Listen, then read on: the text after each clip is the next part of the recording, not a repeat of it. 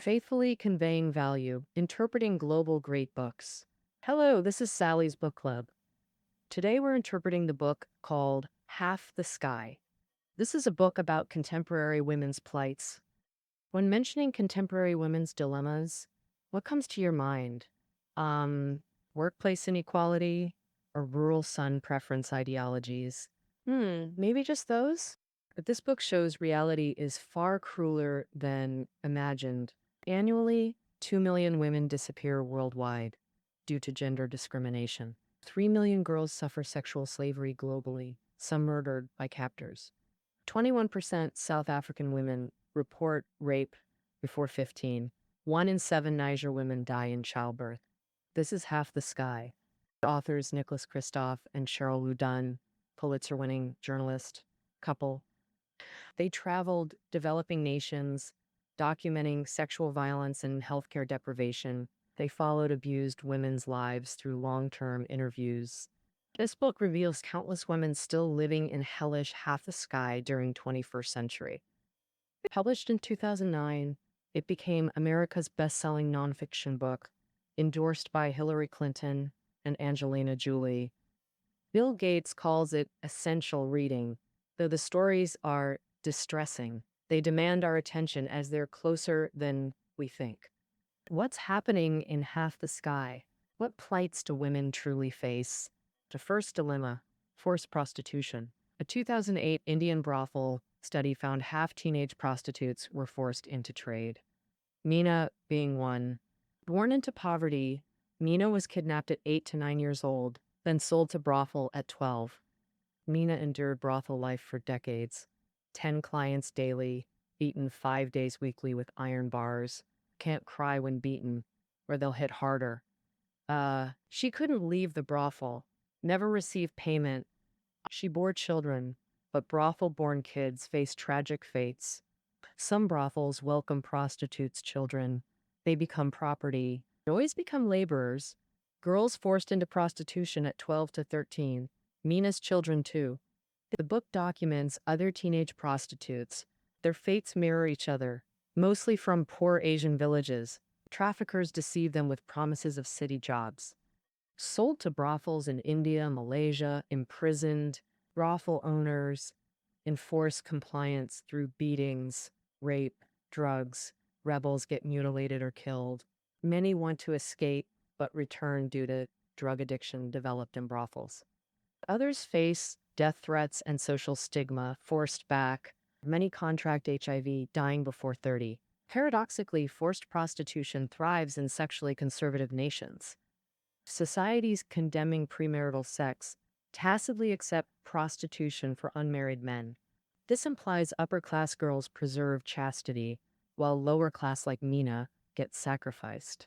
Local governments, especially police, turn blind eyes to enslaved prostitutes. Some police frequent brothels, receiving free services. This explains why anti-trafficking laws remain unenforced. Beyond forced prostitution, gender-based violence, this includes rape, assault, and femicide. Global data shows male violence harms more women 15 to 44 than cancer, malaria, accidents, and war combined. In many nations, this isn't isolated crimes, but systemic. Violence against women permeates the entire society. Tuwanishet, an Ethiopian rural girl, lives in such society.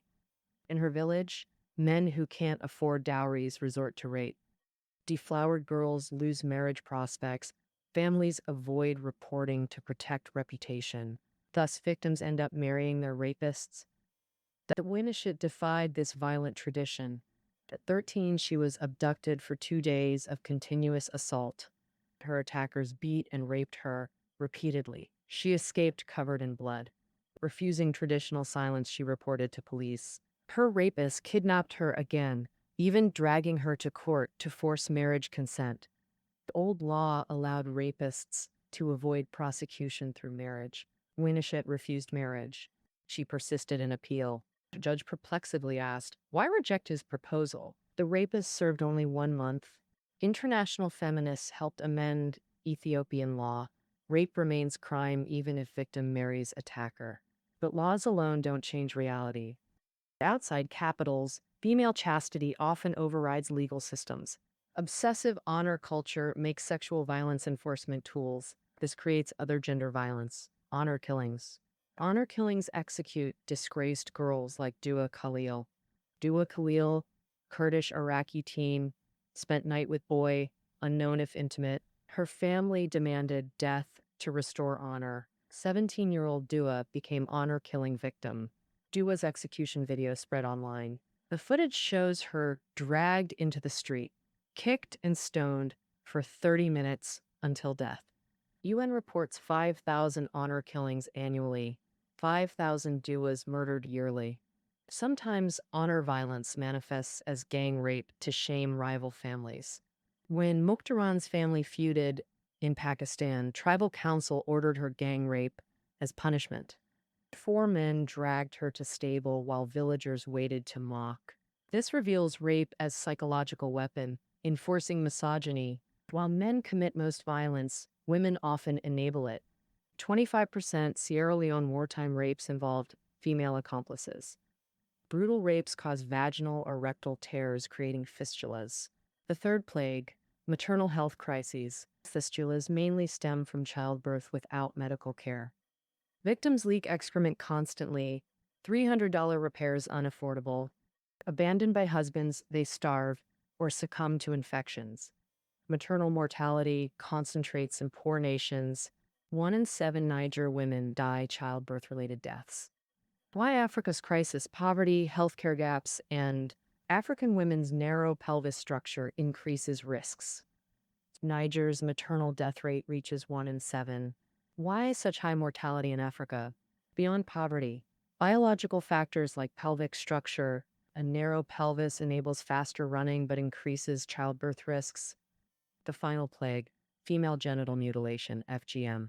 This practice of removing external genitalia persists in some African nations. Ancient Egyptian mummies show evidence of this brutal tradition. Many believe clitoris causes promiscuity. Removing it minimizes sexual pleasure. 130 million victims globally. 1 girl mutilated every 10 seconds.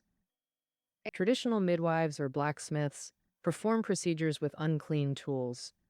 Fatal bleeding and scar-related childbirth complications common. 1970s Western campaigns led 15 African nations to ban female genital mutilation. Guinea's 1960s life sentence law never enforced. 99% women still mutilated. After these devastating narratives, solutions? The answer lies in female empowerment. The authors propose 3-step empowerment process. First, economic independence through microloans. Second, education challenging patriarchal norms. Third, political representation ensuring systemic change.